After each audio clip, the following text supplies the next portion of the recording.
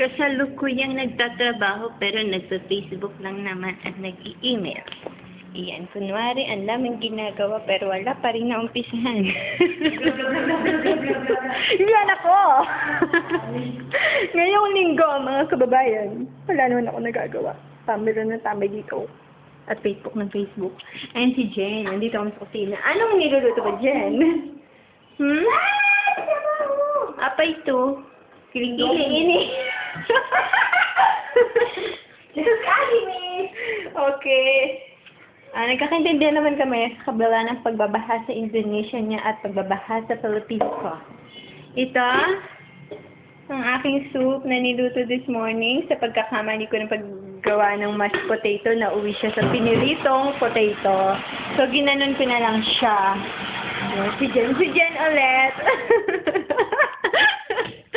Walang magawa, bored na bored sa buhay. At ito, mabait ang kausap ang kanyang pacharian. Pachar. Pachar in English is boyfriend. No? Dito ako madalas tumambay. Kapag nalulungkot ako, umiihi ako at yun, alam mo na. Wala magawa. Hindi, ang dami kong gagawin. Gusto tutuusin lang. Pero, kabila ng gagawin ko, wala pa rin ako magawa. Tignan mo, halika, papakita ko sa'yo, ha? Ayan, no, mga papel-papel na yan. Cheche ko, no, wala akong magawa. Bored na bored ako, wala akong magawa, pero ang dami kong gagawin. Makan. In Tagalog, it's kain tayo, di ba?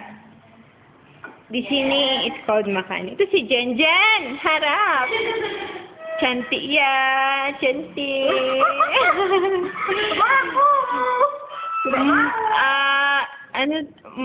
Muslim and Chinese combination. Tingnan mo naman ang beauty niya. Beautiful, cantik. Ay!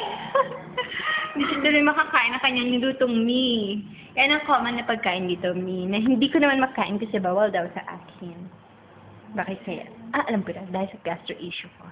Okay, sige. Truth! Kain, makan. Di ba na niya ako maintindihan pag sabi ko kain? Ayan. Ano na susunod na gagawin ko? Ito, by the way, suot kong pambansang uniform ko. Dito sa bahay. Ito at saka ito. Like, araw-araw ko siya suot. Bored na bored ako. Grabe.